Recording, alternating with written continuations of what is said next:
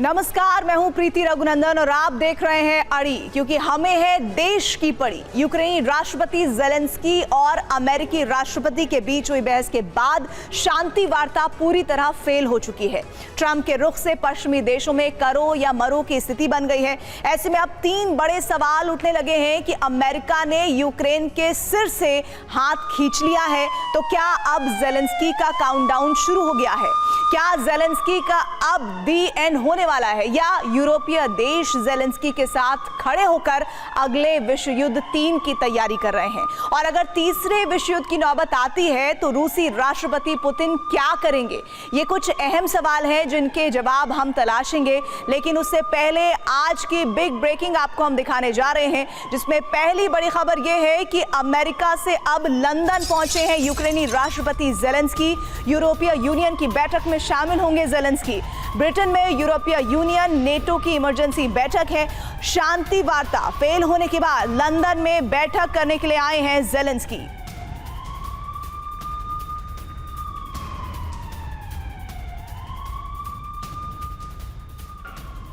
और लंदन पहुंचते ही ज़ेलेंस्की का एक्स पर पोस्ट, उन्होंने लिखा है इस पोस्ट में, ट्रंप का सहयोग हमारे लिए जरूरी है। ज़ेलेंस्की लिखते हैं कि कठिन बातचीत के बावजूद हम स्ट्रैटेजिक पार्टनर अभी भी हैं, हमें ईमानदारी से एक दूसरे से बात करनी होगी। अमेरिका और यूक्रेन के लक्ष्य एक ही है। इस एक्स पोस्ट में इस बात का जिक्र भी ज़ेलेंस्की ने किया।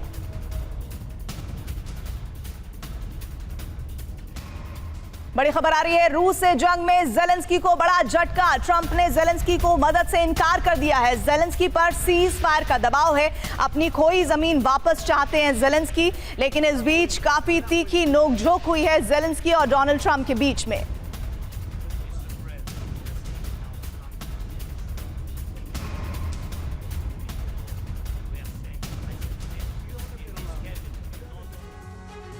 जो बाइडेन के जाने के बाद जब ट्रंप आए तो सबसे पहले उन्होंने युद्ध खत्म कराने का ऐलान किया, लेकिन इस पर मोहर तब लगी जब ज़ेलेंस्की अमेरिका पहुंचे। व्हाइट हाउस में 2 राष्ट्र अध्यक्षों की मुलाकात पर पूरी दुनिया की नजरें थी, लेकिन ट्रंप ने जिस तरह से चौंकाया, उससे पश्चिम के सामने अब एक नई चुनौती खड़ी हो गई है। तो देखिए, इस वक्त जो सबसे अहम खबर वो ये है कि शांति वार्ता जिस तरह से नाकाम हुई है, तो क्या ये अब आखिरी इंतकाम का वक्त आ गया है? और इसी पर बात करने के लिए एक बड़ा पैनल हमारे साथ जुड़ रहा है। Lieutenant general Shankar Prasad, defence expert हमारे साथ है। Lieutenant general GD Bakshi, defence expert हमारे साथ जुड़ रहे हैं। अचल मल्होत्रा, पूर्व राजदूत, भी इस प्रोग्राम में हमारे साथ शामिल हो रहे हैं। Air marshal Rajesh Kumar, defence expert. आप सभी मेहमानों का बहुत बहुत स्वागत है हमारे इस शो में। सबसे पहले जीडी बख्शी साहब, आपसे मेरा सवाल, सर, इस वक्त जो सिचुएशन ज़ेलेंस्की के सामने खड़ी हुई है वो लंदन में है, लेकिन यूरोपीय यूनियन की बैठक में शामिल होने के लिए पहुंचे तो हैं। उनके एक्स पोस्ट काफी माइल्ड नजर आ रहे हैं। अब आपको क्या सिचुएशन लग रही है रूस यूक्रेन युद्ध की, और उसमें किस तरह से जो यू टर्न अमेरिका ने लिया है, उसके बाद अब क्या देख रहे हैं आप? देखिए, अमेरिका का सपोर्ट यूक्रेन के लिए मोस्ट एसेंशियल था। अगर वो 3 साल लड़ पाए हैं तो केवल और केवल अमेरिका के मिलिट्री फाइनेंशियल सपोर्ट से 350 बिलियन डॉलर से ज्यादा अमेरिका जो है खर्चा कर चुका है। अगर आज अमेरिका हाथ खींच ले तो यूक्रेन का 2 हफ्ते से ज्यादा टिकना मुश्किल है, असंभव है। ज़ेलेंस्की एक कॉमेडियन है, ठीक है, और एक कॉमेडियन को देश का राष्ट्रपति बनाकर त्रासदी ही हुई है।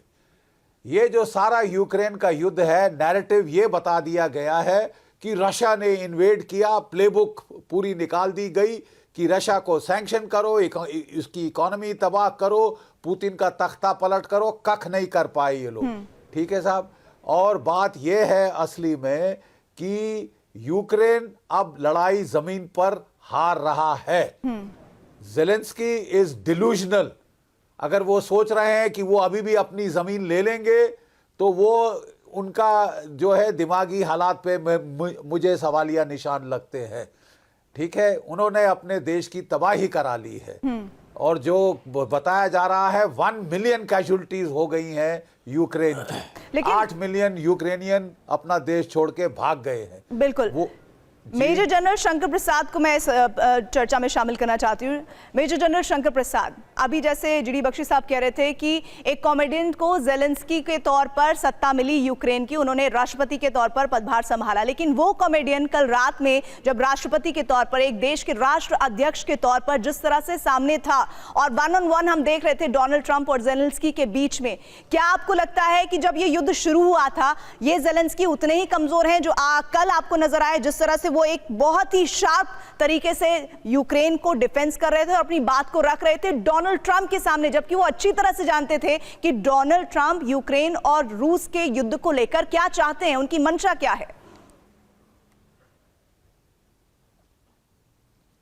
सब चीज जानते हुए भी, और आज तक आपने कभी रिसेंट हिस्ट्री में ऐसा नहीं देखा होगा कि चाहे दो हेड्स ऑफ स्टेट के रिलेशनशिप कैसे भी रहे हों, लेकिन जब इस प्रकार की मीटिंग होती है तो एक बड़े सिविल तरीके से होती है। अभी आपने देखा प्राइम मिनिस्टर मोदी वहाँ होकर आए थे, उसमें कितने सिविल तरीके से बातचीत हुई, किसको कितना फ़ायदा हुआ, नुकसान हुआ, वो बात अलग है। अभी आपने देखा कि फ्रांस के राष्ट्रपति गए थे, वह उन्होंने बड़ी सिविल तरीके से बातचीत की, ट्रंप साहब ने भी बड़ी सिविल तरीके से बातचीत। क्या फ्रांस को कितना गेन हुआ या लॉस हुआ, उसकी अभी बातचीत नहीं हो रही है। अभी आपने देखा प्राइम मिनिस्टर ऑफ यूके गए थे, बड़े अच्छी तरीके से बातचीत की, बड़ी नम्रता से बातचीत हुई और वो अपना मसला सही करके वापस चले गए। अब जब ये राष्ट्रपति गए हैं, जो इस समय इनके पास, जिस तरह प्रेसिडेंट साहब कह रहे हैं ट्रंप साहब, कि इनके पास कोई कार्ड नहीं है, he has no trump card, इनको खेलने के लिए कोई पत्ता है ही नहीं। तो ये इस वक्त जितना नम्रता से तीन पुराने लीडर्स अभी होकर आए हैं, उससे कहीं ज़्यादा नम्रता से इन्हें पेश आना चाहिए था, लेकिन इन्होंने अपनी देश की तरफदारी करने के लिए जो पॉइंट्स रखे उसका जवाब वो देते रहे। सिर्फ एक चीज़ आपको ख्याल रखनी है, without going into the history of the whole situation, अगर हिस्ट्री में जाएंगे तो पूरा प्रोग्राम उसी में खत्म हो जाएगा। आज की मीटिंग के बारे में देखिए, सबसे ज़रूरी बात यह है कि सारा विश्व ये चाहता है, खास तौर से भारत, हमारे प्रधानमंत्री 2.5 साल से कह रहे हैं कि this is not the era of war, war को बंद कीजिए, ये हमारे प्रधानमंत्री पिछले 2.5 साल 3 साल से कह रहे हैं। तो अभी ट्रंप साहब आए हैं, ये कह रहे हैं let us have piece, stop this war. कितने आदमी मर गए, करोड़ों आदमी मर गए, कितनी बिल्डिंगें गिर गई, इतनी, जितना सुंदर देश था यूक्रेन वो बर्बाद हो गया, उसको दोबारा बनाने में कितना खर्चा आएगा, कौन बनाएगा, कितने साल लगेंगे उसको बनाने में, ये कोई नहीं सोच रहा। ये सोचकर प्रेसिडेंट ट्रंप ने कहा कि हमने आपको इतनी जबरदस्त एड दी, लेकिन सर हमारे प्रेडिसेसर ने दी, अचल मल्होत्रा जी को मैं शामिल करना चाहती हूँ। अचल मल्होत्रा जी, सर जो आप बात कह रहे हैं कि डोनाल्ड ट्रंप पीस की बात कर रहे हैं, लेकिन उस पीस की, उस शांति की जो जिस तरीके से वो बात कर रहे हैं, क्या वो, सर आप राजदूत रह चुके हैं, क्या आपको लगता है कि एक राष्ट्राध्यक्ष की इस तरह की भाषा, वो भी दोनों मीडिया के सामने है, आपने पूरे अपने करियर में देखी है, ये भी एक इतिहास के पन्नों में दर्ज हो जाएगा कि अमेरिका के राष्ट्रपति ने किस तरह से यूक्रेन के राष्ट्रपति से वॉर के मुद्दे पर इस तरह से बातचीत की? बिल्कुल, जो आप कह रही हैं ठीक है, जो भी हुआ बहुत ही अनप्रेसिडेंटेड है और इस तरह की लंबी प्रेस कॉन्फ्रेंस कभी होती नहीं। नॉर्मली जो मीडिया को एड्रेस किया जाता है उसमें मोटी मोटी 2-4 जेनेरिक बातें होती है, यहाँ तो इतनी स्पेसिफिक डिस्कशन थी और इसे ट्रंप ने प्रेस कॉन्फ्रेंस को रोका भी नहीं। बेसिकली इनमें से कोई भी स्टेट्समैन नहीं है, कोई भी पॉलिटिशियन नहीं है, जैसा किसी ने पहले भी बताया कि एक कॉमेडियन है, दूसरा बिजनेसमैन है, तो कंडक्ट ऑफ डिप्लोमेसी से बहुत दूर हैं। बट ये सब डिस्काउंट देने के बावजूद भी मुझे लगता है जो हुआ वो अच्छा नहीं हुआ। ये पीस प्रोसेस के लिए बहुत बड़ी सेटबैक है और अमेरिका के पॉइंट ऑफ व्यू से भी जो इतनी अच्छी डील वो मिनरल्स डील करने वाले थे, फिलहाल वो खटाई में पड़ गई। लेकिन सबसे बड़ी बात है मार्शल राजेश कुमार जी, फिर तो ये भी उठ जाती है कि क्या आपको लगता है कि जिस तरीके से बातचीत हो रही है, यूरोपीय यूनियन की इमरजेंसी मीटिंग में शामिल होने के लिए जेलेंस्की इस वक्त लंदन में मौजूद है, एक्स पर वो पोस्ट भी कर रहे हैं, क्या ये तरीका सही दिशा में जाएगा, वाकई में शांति की ओर बढ़ेगा या फिर और उग्र हो सकता है? देखिए, जो यूरोपियन यूनियन का जो रवैया है वो पुतिन को रोकने उनका एक इकलौता मकसद है, तो उनकी जो राय है वो यूएस से काफी अलग है। और आपने देखा होगा कि इस मीटिंग के बाद जितने भी हेड्स ऑफ स्टेट्स हैं वेस्टर्न यूरोप के, जो मेजर एलाई, नेटो एलाइज हैं, उन सब ने जेलेंस्की के सपोर्ट में ट्वीट किया। तो इसका ये मतलब है कि वो कह रहे हैं कि हम आपके पीछे खड़े हैं। तो वो ये भी मेरे ख्याल से अभी जो इमरजेंसी मीटिंग हो रही है, इसमें एक ये मुद्दा भी आएगा कि अगर यूएस ने हाथ हटा दिया तो यूरोप कितनी यूक्रेन को सहायता दे पाएगा बिल्कुल। और कहां तक उनके साथ खड़ा होगा। सर, और इतना ही क्योंकि नहीं, अभी तक इतना ही नहीं, मैं तो ये कहूंगी कि फ्रांस अगर बात कह रहा है, लेकिन फ्रांस कब तक इन शब्दों को अर्थों में ला पाएगा? क्योंकि अल्टीमेटली तो आपको सपोर्ट करने के लिए आर्थिक तौर पर खड़े होना पड़ेगा। वहीं दूसरी तरफ जर्मनी की हम बात करें तो जर्मनी में तो खुद ही पॉलिटिकल चेंजेस होने वाले हैं। अगर वहां से आवाज आ भी रही है, वो कितने दिन तक स्थायी रहेगी और जेलेंस्की के साथ खड़ी रहेगी कि भाई आप लड़िए, हम आपके साथ हैं? ये अपने आप में एक बड़ा सवाल है और इस पर मैं आप लोगों से जवाब लूंगी। लेकिन इस बीच एक बड़ी खबर, अमेरिका से झटके के बाद जेलेंस्की के समर्थन में यूरोप, जिसका जिक्र अभी हम कर रहे थे, दुनिया के 30 से ज्यादा देशों का समर्थन है। ओवल हाउस की बहस में जेलेंस्की का यह समर्थन, जिसमें यह जानकारी मिली कि 30 देश जेलेंस्की के साथ खड़े हुए हैं। लेकिन जो पूरा ये युद्ध छिड़ा यूक्रेन का रूस के साथ, उसके पीछे जो बड़ा बैक था वो था अमेरिका, जिसने पूरी तरह से सरेंडर कर दिया है। और किस तरह के प्रतिबंधों की भी बात है वो भी मैं बताऊंगी। लेकिन इस बीच एक और बड़ी खबर, यूरोपीय यूनियन का जेलेंस्की को समर्थन, फ्रांस की पुतिन के खिलाफ एकजुटता का ऐलान हो गया है। हम रूस के खिलाफ यूक्रेन के साथ हैं, मैक्रो ने कहा है। रूस से अब तक समझौता नहीं करेंगे, स्लोवेनिया की तरफ से भी ये स्टेटमेंट आया। देखिए, अलग अलग जो देश हैं वो ये बात बता रहे हैं कि युद्ध लड़ता हुआ यूक्रेन, उसके साथ वो खड़े हैं। लेकिन इस खड़े होने में जो तस्वीर सामने आ रही है ये बताती है कि ये मजबूती की ओर इशारा नहीं, बल्कि एक मॉरल सपोर्ट ज्यादा नजर आ रहा है। क्योंकि जब जब युद्ध में आप जाएंगे तब तक आपको आर्थिक तौर पर, आपको डिफेंस के तौर पर मदद चाहिए होगी। लेकिन क्या ये मदद उतनी बड़ी होगी जो अमेरिका करता रहा है? एक और बड़ी खबर इस बीच आ रही है, ट्रंप से बहस के बाद जेलेंस्की को जर्मनी का समर्थन मिला है। जेलेंस्की के समर्थन में आगे आए हैं ओलाफ शोल्ज। जर्मनी पर भरोसा कर सकता है यूक्रेन, ओलाफ शोल्ज ने कहा है। और यूरोप हमेशा यूक्रेन के साथ खड़ा हुआ है। ओलाफ शोल्ज का ये स्टेटमेंट ऐसे वक्त में बहुत महत्वपूर्ण हो जाता है जब जर्मनी सपोर्ट तो कर रहा है, लेकिन जर्मनी में ओलाफ शोल्ज भी कितने वक्त तक के लिए हैं ये सब हम जानते हैं। लेकिन इस बीच एक और बड़ी जानकारी आप तक पहुंचा दें, दुनिया को उन सवालों के जवाब भी मिलने लगे हैं कि जिसमें कहा यह जा रहा है कि जेलेंस्की का दी एंड होने वाला है। दरअसल दुनिया के 30 से ज्यादा देशों ने यूक्रेन का खुलकर समर्थन किया है और अमेरिका में उनकी हिम्मत को सलाम किया गया है। यूरोप से उठी समर्थन की बात ऑस्ट्रेलिया और न्यूजीलैंड तक पहुंच गई है। Ireland, Latvia, Spain, Poland, France, Germany, Slovenia, Canada, Austria, Finland, Latvia, Estonia, Australia, New Zealand और यहां तक कि यूरोपीय यूनियन ने भी जेलेंस्की का समर्थन किया है। तो ऐसे में अब सवाल उठने लगे हैं कि क्या यूरोप अगर एक हो जाए और यूक्रेन के साथ खड़े होकर सीधी लड़ाई में उतरे तो उसका अंजाम क्या होगा? क्या पुतिन कमजोर पड़ जाएंगे या और अगर यूरोप ऐसा करेगा तो अमेरिका क्या करेगा? जीडी बख्शी जी हमारे साथ जुड़े हुए हैं। जीडी बख्शी जी, जैसा भी मैंने ये रिपोर्ट दिखाई सर, इसके इर्द गिर्द अपने जवाब को रखिएगा कि 30 देश यूरोपीय यूनियन अगर सपोर्ट कर ले जाते हैं तो क्या लगता है कि अमेरिका का जो स्टेटमेंट है वो भारी पड़ सकता है अमेरिका को, या फिर क्या सिनेरियो बन सकता है? देखिए, 30 देश अपने आप में बड़ा आंकड़ा लगता है, लेकिन पावर रियलिटीज, मिलिट्री और इकोनॉमिक पावर को अगर आप देखें तो अकेले वो रूस का सामना नहीं कर सकते। 2 ब्रिगेड हैं ब्रिटेन के पास भेजने के लिए, 2 ब्रिगेड हैं फ्रांस के पास। अरे साहब, जहां लाखों की तादाद में फौजें लड़ रही हैं, मर रही हैं, वो क्या फर्क कर लेंगे मुझे नहीं मालूम। यूरोप की सबसे ज्यादा तबाही, इकोनॉमिक तबाही हुई है इस लड़ाई में, जो कि अमेरिका की तरफ से बाइडेन काल में छेड़ी गई थी।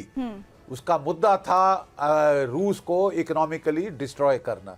तो देखिए, ये देश सारे एकजुट भी हो जाएं तो रियल टर्म्स में military, economic, hard power realities में कितना देर सपोर्ट कर सकते हैं ये देखने वाली बात है। 2% अपने बजट का ये लोग डिफेंस पे बड़ी मुश्किल से खर्चा कर पाए हैं, पूरा बहुतों ने अभी तक नहीं किया है।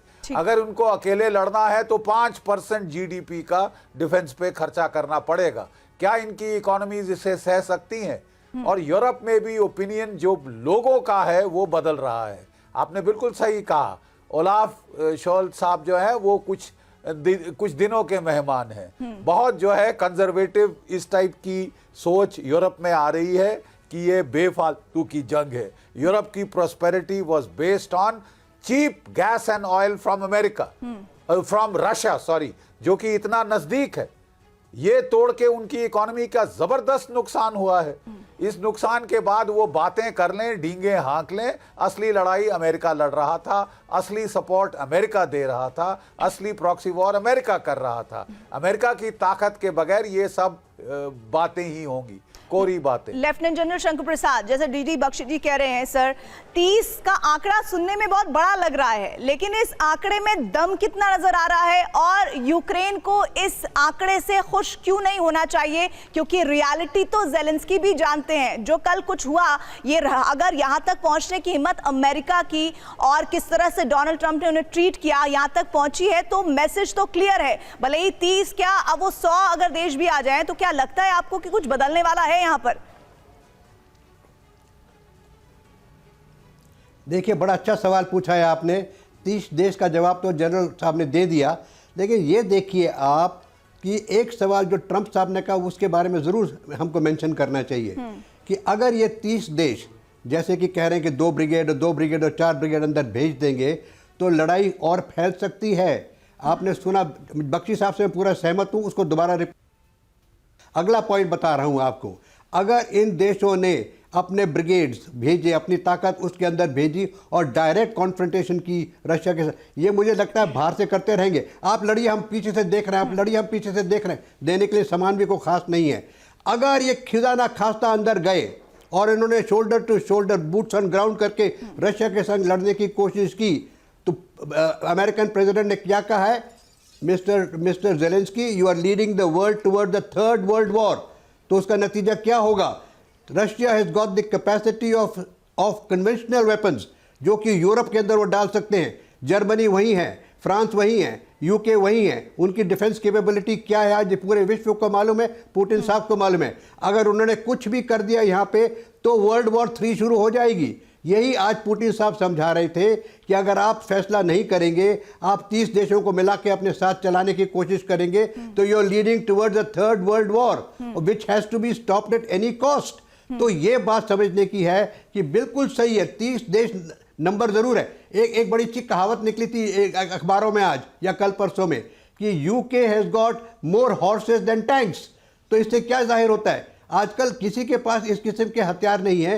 सारी विश्व अपनी इकोनॉमी को डेवलप करने की कोशिश कर रही है। इतना ही नहीं, जहां बात करें, इसको एक एक्सटेंशन दे देती हूं, अमेरिका ने अपने हथियारों को वापस लाने की भी बात की है। उस पर जब मैं आऊंगी तब हम आपसे भी राय लेंगे। लेकिन अमेरिका के बगैर यूरोप और फिर उसके सामने खड़ा हुआ रूस, ताकत आप सामरिक तौर पर देख रहे थे, लेकिन इस ताकत में हम रूस को अकेले क्यों देख रहे हैं, ये समझना होगा। क्या अगर अमेरिका ज़ेलेंस्की को ये बता रहे हैं, ट्रंप ये बता रहे हैं कि ज़ेलेंस्की को युद्ध नहीं करना चाहिए, शांति वार्ता के लिए आगे बढ़ना चाहिए, तो क्या आपको लगता है कि अगर ये युद्ध आगे बढ़ेगा तो रूस के साथ अमेरिका नहीं खड़ा होगा? इस बात को भी समझना होगा। सर, एक कंपैरिजन की रिपोर्ट हमने दिखाई यूरोप वर्सेस रूस की, लेकिन आपको लगता है, राजेश जी मेरा सवाल आपसे है, आपको लगता है कि ये कंपैरिजन पूरा नहीं है, कंप्लीट नहीं होगा? क्योंकि यूरोप के सामने सिर्फ रूस नहीं होगा, रूस के साथ ही चीन भी होंगे, अमेरिका भी होगा। अगर ये युद्ध आगे बढ़ता है, ज़ेलेंस्की तो जैसा कर पाएंगे यूरोप के साथ अंडरस्टैंडिंग वो होगी, लेकिन अमेरिका, रूस और चीन अगर एक साथ होंगे और इधर सामने से हम देख रहे हैं यूरोप होगा, तो आपको लगता है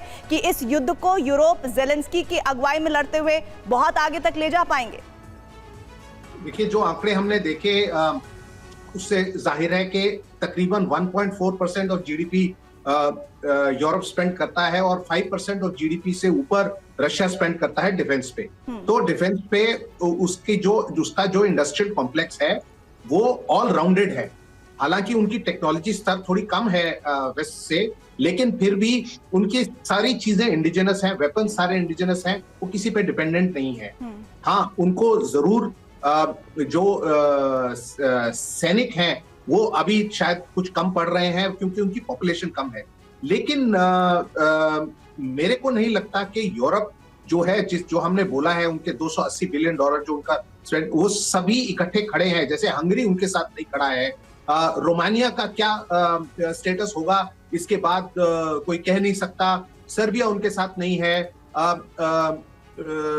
चेक रिपब्लिक भी डावाडोल कर रहा है, और जर्मनी में भी जो ओपिनियन है काफी स्प्लिट है, उनके पास उनकी अपनी प्रॉब्लम है, यूरोप की इंटरनल प्रॉब्लम्स भी हैं। तो इन सबको देखते हुए जो कॉम्प्रिहेंसिव नेशनल पावर जिसको हम कहेंगे वो इतना ज्यादा नहीं है, और अगर अमेरिका हाथ पीछे हटा लेता है तो यूरोप के पास परमाणु शक्ति भी काफी कम हो जाती है।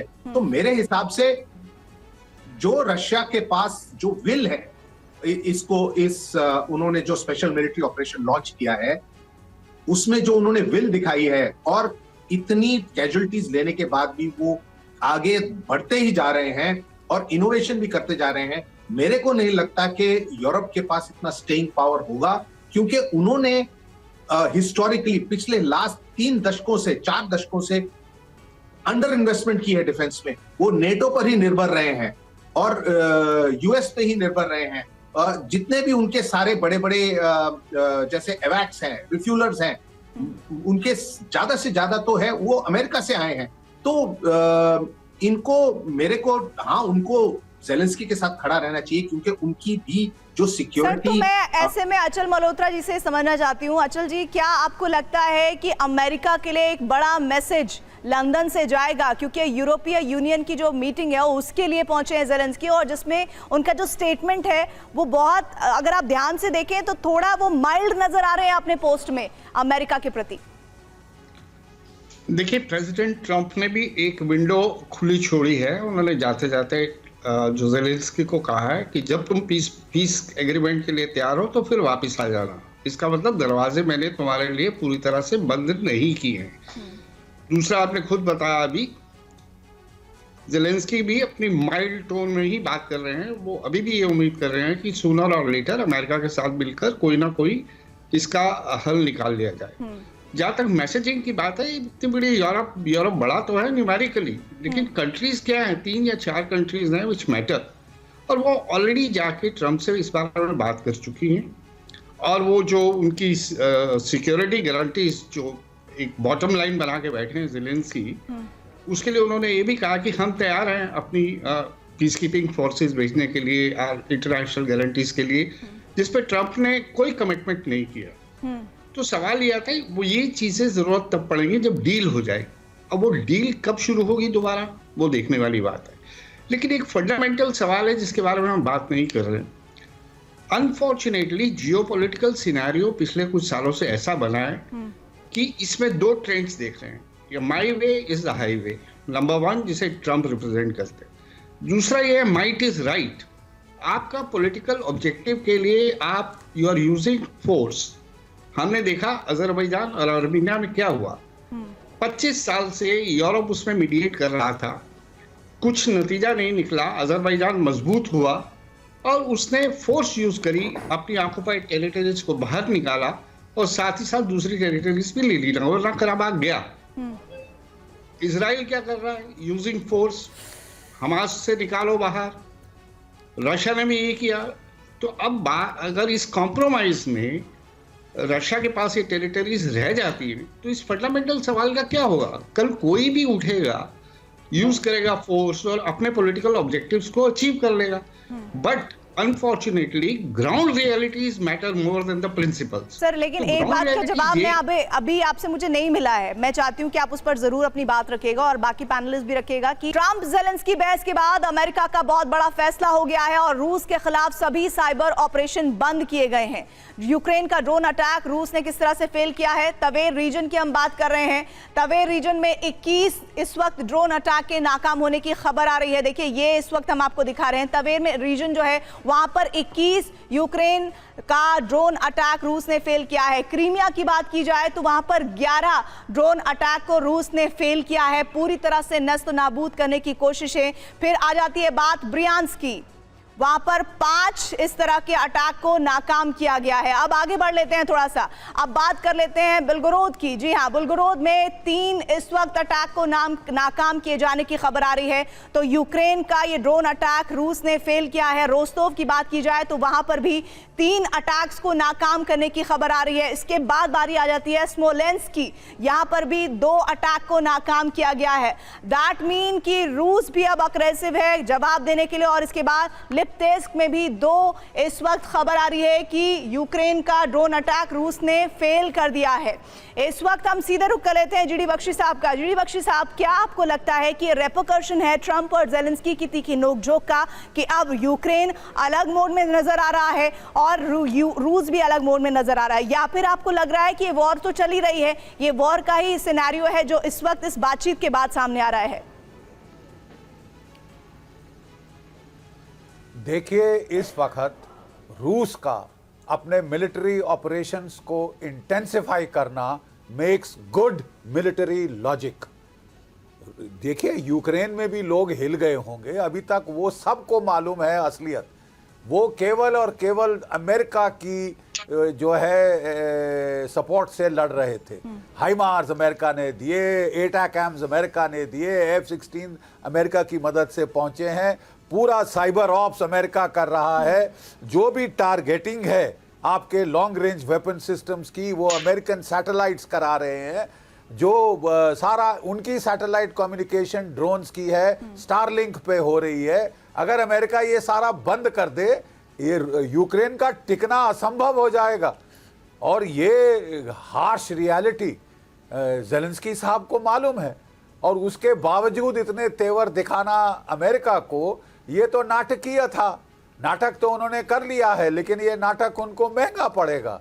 और मेरे हिसाब से as a military man I will say ये बेस्ट अपॉर्चुनिटी है रशिया के लिए ऑपरेशंस इंटेंसिफाई करने की। एक और बात सर, आप जो बात कह रहे हैं नाटक नौटंकी कॉमेडियन की बात कर रहे हैं आप जेलेंस्की को लेकर, इस वक्त अमेरिका के ऑफिशियल्स की तरफ से भी स्टेटमेंट आ रहे हैं कि ये जो डील थी इसको लेकर जेलेंस्की को मना किया गया कि आप मत आइए, आप फोन पर ही बात कर लेते हैं या वीडियो कॉन्फ्रेंसिंग के जरिए बात कर लेते हैं। लेकिन जेलेंस्की को ये बोला गया था, वॉर्न किया गया था कि आप आकर यहाँ पर सीन मत क्रिएट कीजिएगा। क्या आपको लग रहा है अभी तक जो मैसेज जा रहा है वो ऐसा लग रहा है कि ट्रंप ने एक दूसरे राष्ट्र के अध्यक्ष को सही से ट्रीटमेंट नहीं दिया, लेकिन क्या जेलेंस्की इसी नीति के साथ आए थे कि इसी तरह की झड़प होगी, मीडिया के सामने कैप्चर होगा और वो एक विक्टिम कार्ड खेल पाएंगे? कहीं ऐसा तो नहीं है? बिल्कुल ऐसा है। देखिए, उनका मीडिया के सामने ग्रैंड स्टैंडिंग करना, पोस्चरिंग करना was trying to appeal to over the heads of the president and the American government to the people of America। वो तो साहब फेल हो गया है। तभी उन्होंने भी ला के जब देखा रवैया ऐसा है, इतनी लंबी उन्होंने प्रेस कॉन्फ्रेंस करा दी कि भाई ये भी देख लो, इसको इसके असली रंग देख लो, असली तेवर देख लो। He likes to play to the media, he is very fond, megalomania है ये जेलेंस्की को हो गया, ठीक है। तो he has gone against the interest of his country. लड़ाई लड़ रहे हैं आप अमेरिका के हथियारों के बूते पे, और आप आंखें दिखाना चाहते हैं दुनिया के सामने कि मैं नहीं डरता। You are being delusional.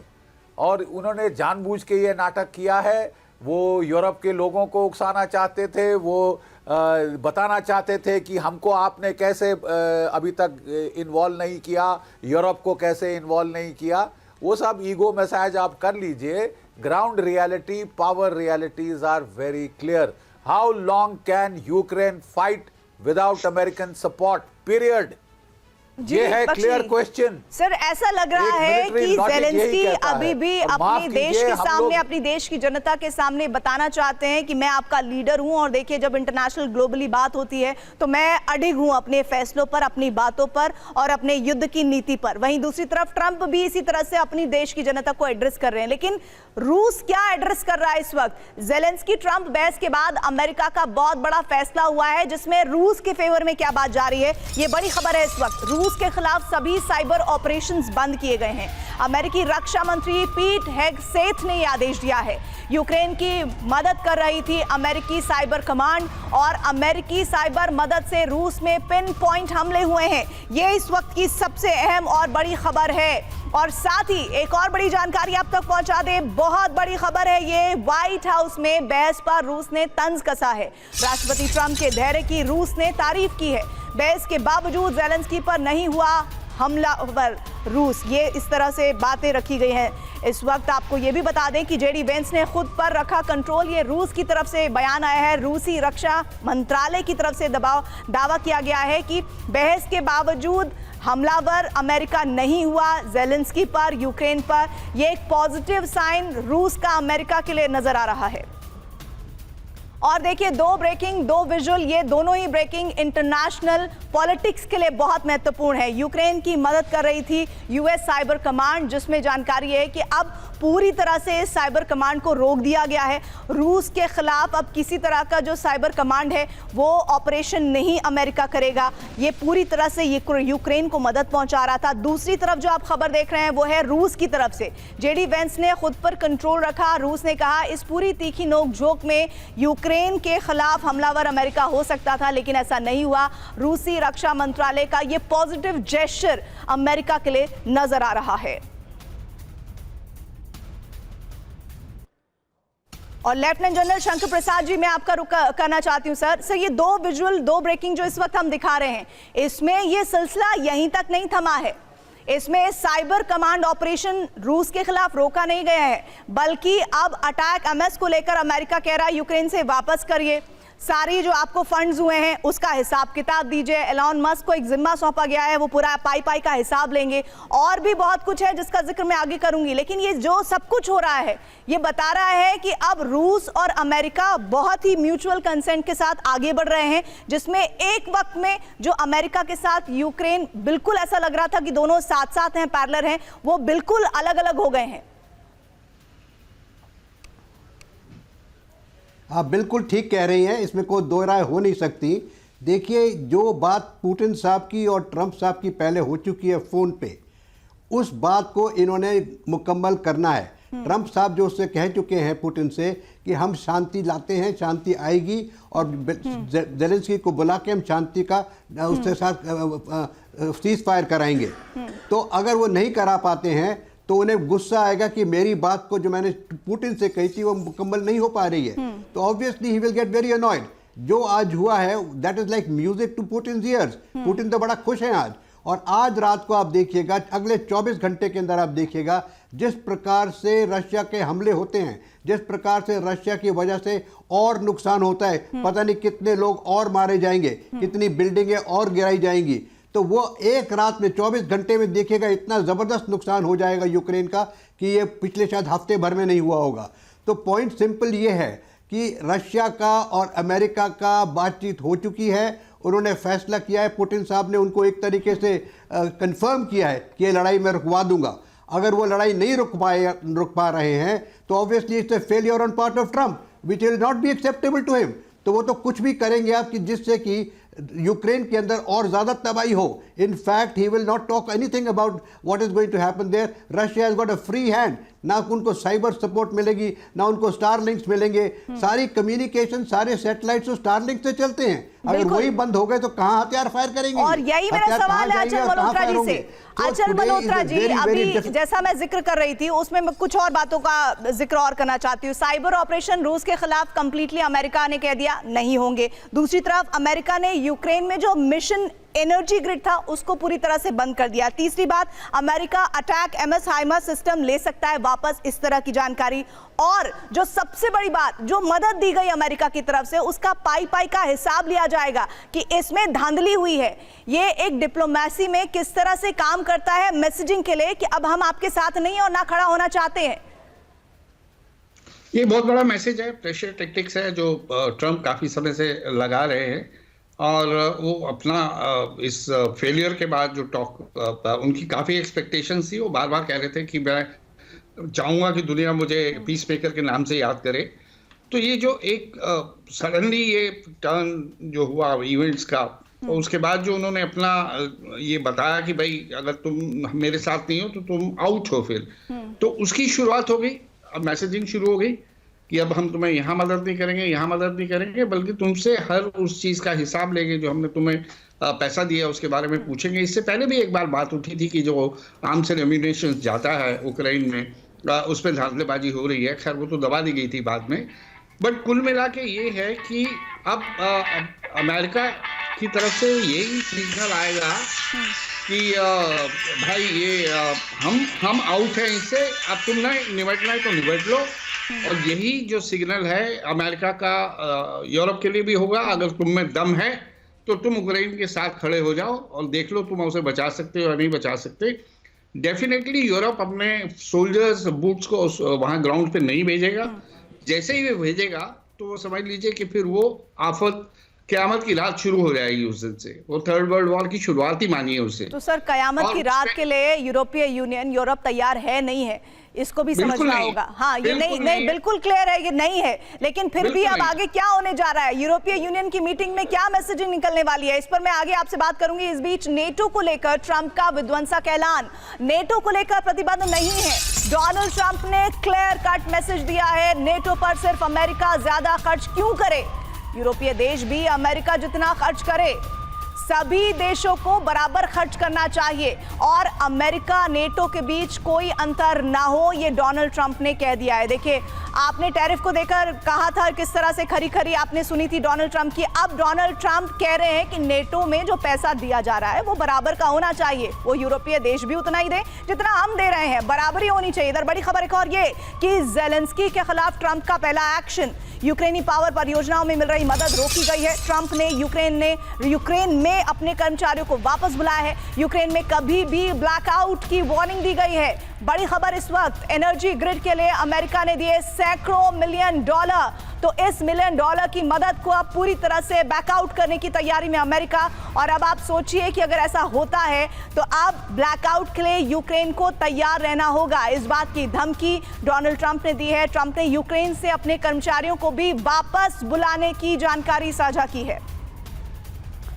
बड़ी खबर आ रही है, ट्रंप जेलेंस्की मुलाकात के बाद रूस के विदेश मंत्रालय का बयान, जेलेंस्की दुनिया के लिए सबसे बड़ा खतरा, जेलेंस्की जंग भड़काने वाले व्यक्ति हैं। रूस ने कहा जेलेंस्की विश्व युद्ध कराने वाले उन्मादी हैं, तो जेलेंस्की को उन्मादी कहा गया है। इस वक्त मैं सीधे रुख कर लेती हूँ एयर मार्शल राजेश कुमार का। राजेश कुमार जी, एक तो कहते हैं कि पहले से ही बुरी हालत में अमेरिका पूरी तरह से क्विट करता दिख रहा है, वहीं दूसरी तरफ अब जिस तरह के स्टेटमेंट रूस की तरफ से आ रहे हैं जो वाजिब भी हैं, जायज़ भी है, क्योंकि युद्ध और कहते हैं कि इश्क में सब कुछ जायज़ है।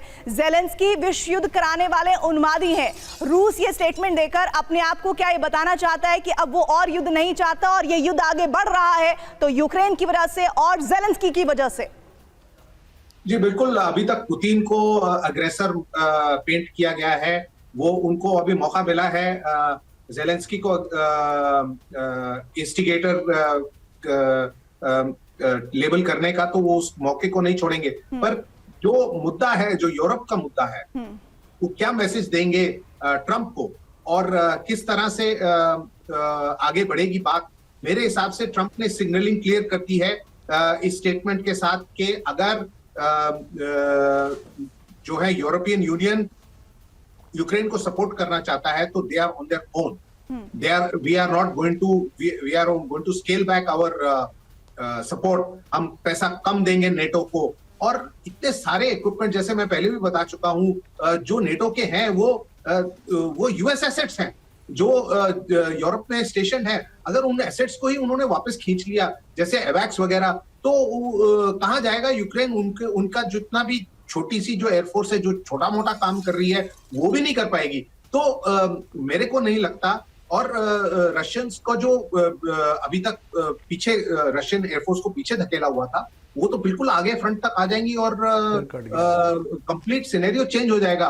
तो मेरे को लगता है कि यूरोपियन यूनियन भी इस बात को गंभीरता से लेगा। उनको पता है, उनको भी टी लीव्स किस तरफ हैं वो दिखाई दे रहा है, और वो ये नहीं चाहेंगे कि अमेरिका बिल्कुल ही पीछे हट जाए, क्योंकि शॉर्ट टर्म में, लॉन्ग टर्म में बेशक वो अपना सिक्योरिटी सेटअप करें जिसकी वो बात कर रहे हैं, लेकिन इस शॉर्ट टर्म में, इस समय पर अगर अमेरिका हाथ पीछे खींच लेता है, यूरोप से भी खींच लेता है, तो मेरे ख्याल से ये पुतिन के लिए एक बड़ी जीत होगी।